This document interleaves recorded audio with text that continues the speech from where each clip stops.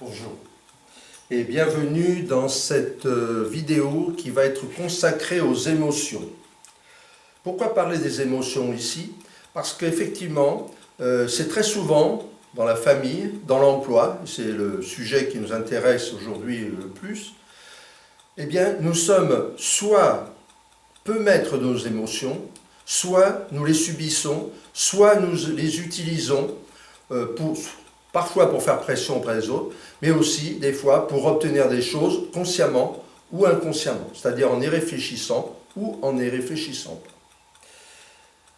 Je ne vais pas pouvoir vous présenter totalement et que le commenter le diaporama qui est là, mais je vais vous en donner quelques informations. Les émotions, il y a 5 composantes émotionnelles. La perception d'une situation ou d'un stimuli, vous êtes face à une situation, il y a une activation psychologique qui se fait, vous ressentez des palpitations, des sueurs, des rougeurs, des tremblements, vous avez les yeux qui peuvent s'embrumer, l'expression motrice, le comportement observable, des mous, se tordre la lèvre, l'agitation, la tête dans les mains, des mots trop rapides, voire parfois incohérents, des logorrhées quand ça devient trop important. Des ébauches d'action, préparation de comportement, un sentiment ou un vécu subjectif, plaisir ou déplaisir. Effectivement, face à une situation, on va peut-être ressentir quelque chose qui n'est pas la réalité à ce moment-là. Comment on traite les critiques négatives? Eh bien, il faut être factuel et soigner la forme. Ne pas avoir une réaction subite qui va provoquer donc le changement, il faut le faire sans blesser, car si on blesse la personne risque de réagir, et d'autant plus si on a envie d'exploser face à une situation, il faut à ce moment-là essayer de réfléchir au maximum. On sort de la frustration par l'expression de son ressenti, c'est-à-dire en exprimant les choses à la personne en question ou auprès de proches, ceci afin d'entendre la critique et trouver ensemble la solution gagnant-gagnant. Si vous êtes devant une personne qui vous émet une critique, vous pouvez vous replier dans votre coin, vous pouvez vous énerver, vous pouvez sortir, vous pouvez me claquer la porte en sortant. Eh bien, il y a une autre façon, c'est d'en parler avec la personne. Et combien de personnes que nous avons coachées nous disent qu'effectivement, il y a eu un moment où la fin, la rupture, comme je vous l'ai déjà dit, la rupture conventionnelle, le burn-out, eh bien, ont comme origine une situation où l'on ne s'est pas bien compris, où il y a eu un mot qui a déplu, et puis peut-être aussi notre esprit, ce jour-là, n'était pas forcément adapté, n'était pas dans une situation à accepter cette critique. Vous le savez probablement, il y a 4, et j'y reviendrai tout à l'heure, il y a 4 besoins principaux, 4 émotions principales. Le malheur, c'est qu'il n'y en a qu'une qui est positive, c'est la joie, être aimé, apprécié, admiré, le plaisir. Et il y en a 3 qui sont négatives, qui sont la peur, la colère et la tristesse. La peur, eh bien, pourquoi on exprime de la peur? En fait, parce qu'on a un besoin d'être rassuré. J'exprime ma peur, eh bien, j'ai un besoin d'être rassuré. Et à ce moment-là, ça va être là le besoin que je vais exprimer par cette peur. Par rapport à la colère, si je suis en colère, c'est que je manque de respect. C'est-à-dire, je manque, la personne qui est en face de moi ne me respecte pas assez, donc je me mets en colère, je suis dans une impasse. Et la tristesse fait qu'on a besoin d'être consolé. Si vous arrivez tous les matins au travail, que vous êtes triste, que personne ne s'intéresse à vous, personne ne vous pose des questions, eh bien, vous allez être dans ce manque de consolation, vous allez peut-être justement, à ce moment-là, l'exprimer différemment par de la peur ou de la colère, parce que vous vous sentez isolé, vous vous sentez seul, et vous n'avez pas la réponse. Ceci est autant valable au travail que dans la vie courante, que dans la vie familiale, dans la vie amicale. L'intelligence émotionnelle, eh bien, il y a une aptitude à discerner ses propres émotions, une maîtrise émotionnelle, l'automotivation, l'empathie, la capacité à établir des relations personnelles, la capacité à travailler en groupe. L'image de soi, eh bien, l'image de soi, ce sont les positions de vie de l'AT, de l'analyse transactionnelle.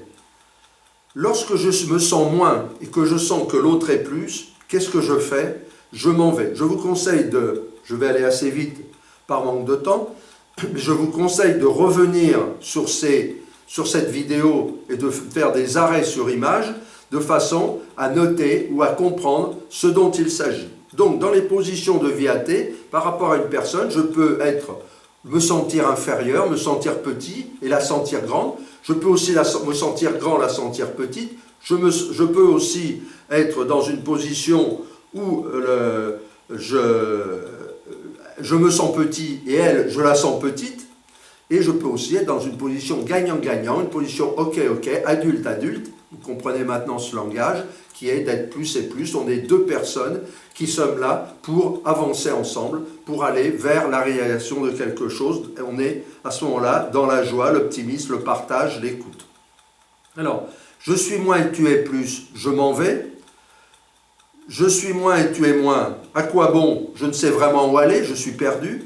Je suis plus et tu es moins, va-t'en, je rejette la personne. Et dans un entretien, on a parfois ce sentiment, où le recruteur a ce sentiment, en disant, bon, cette personne, apparemment, bon, elle n'a pas l'air, bon, d'accord, elle a la compétence, mais je ne la vois pas dans mon équipe, à tel endroit, etc. Donc à ce moment-là, qu'est-ce qu'elle a l'envie de dire à la personne, va-t'en, je n'ai pas besoin de toi. Et puis on peut être plus et plus, c'est-à-dire que l'on va être dans une relation où on apporte, on comprend, et à ce moment-là, on va de l'avant et on construit.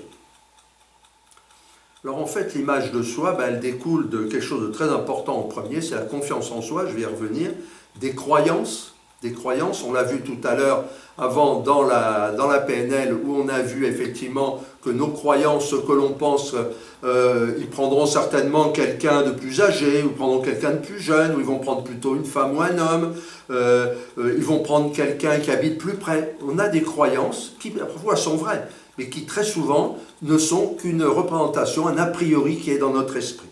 Donc les croyances, les messages sociaux, effectivement, ils cherchent certainement un cadre, les gens ils veulent quelqu'un qui a déjà travaillé dans ce milieu. Les interdits, les injonctions, scénarios de vie, on y reviendra. Les scénarios de vie, c'est très important, ce qu'il y a en nous, à la base. Les interdits, les injonctions, les ordres que l'on a reçus étant petits. Et puis l'irrationnel, la dévalorisation ou la lecture de pensée. On imagine, on lit certainement dans les yeux que la personne est en train de penser ceci ou cela. Elle est peut-être juste en train de penser à son week-end ou à sa soirée, pas forcément. Voilà.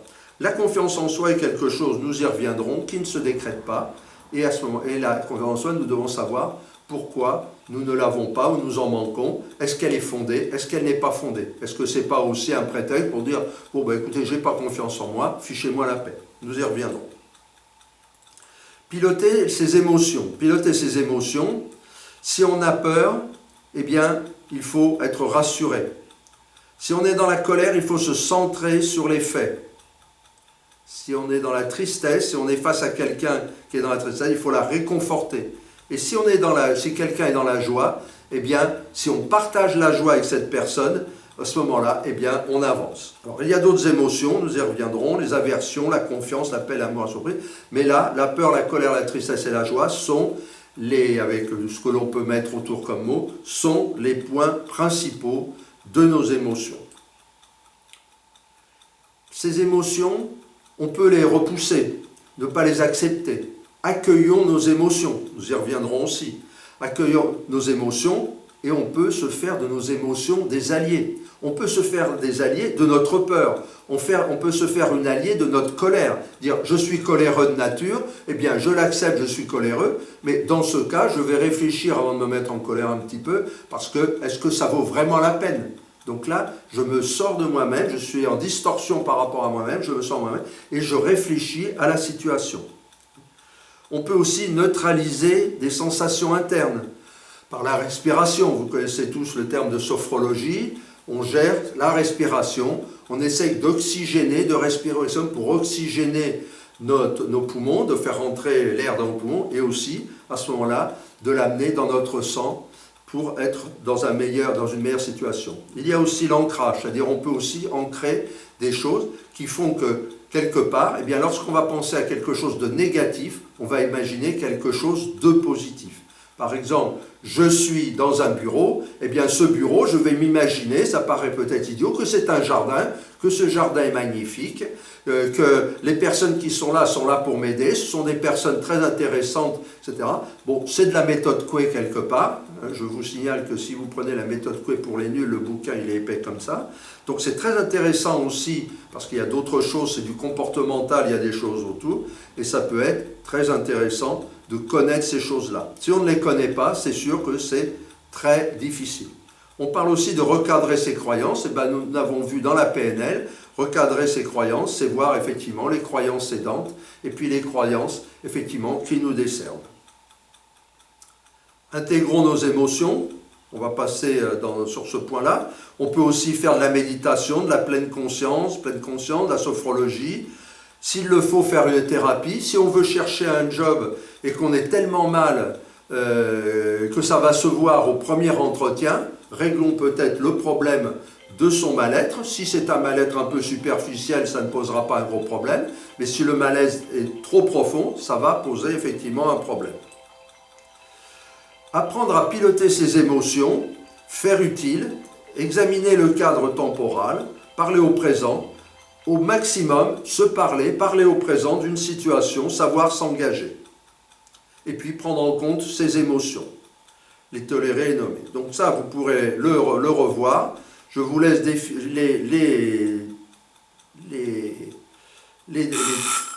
les éléments de façon... Conseil à un leader, eh bien effectivement, oser en parler, exprimer ses doutes, montrer sa fierté, oser son plaisir. Le leader identifie l'émotion et le besoin. Et en interaction, aider l'autre à aborder ses émotions. La gestion des émotions en situation de tension, c'est un point aussi que vous pourrez étudier. La technique de traitement d'un conflit. Voilà, les 10 clés pour trouver l'équilibre, je vous laisse le lire. Et sans oublier un certain nombre de points que vous pourrez voir. J'en termine en vous montrant la roue des émotions. C'est un élément qui est intéressant. J'essaie de vous le mettre en plein écran. Vous voyez qu'au-delà des émotions, nous associons, il y a le milieu où il y a les choses au superlatif, plus léger à droite, et entre les deux. Ça s'appelle la roue de Plotchnik. C'est un psychologue qui est allé plus loin. Nous retrouvons la joie, la tristesse, la colère et la peur. Joie, tristesse, colère, peur. Et puis nous avons plus que la peur, moins que la peur. Et puis nous avons entre joie et terreur, eh bien par exemple, l'admiration. Je vous laisse disséquer cette roue qui est très intéressante. Vous pouvez la voir, vous pouvez l'appeler sur Internet. Vous allez voir cette roue et vous pourrez y travailler avec tous les intermédiaires. Comprendre cette roue vous donnera énormément de pouvoir par rapport à vous, et vous serez beaucoup plus à l'aise dans les entretiens. Je vous remercie et je vous souhaite une bonne continuation.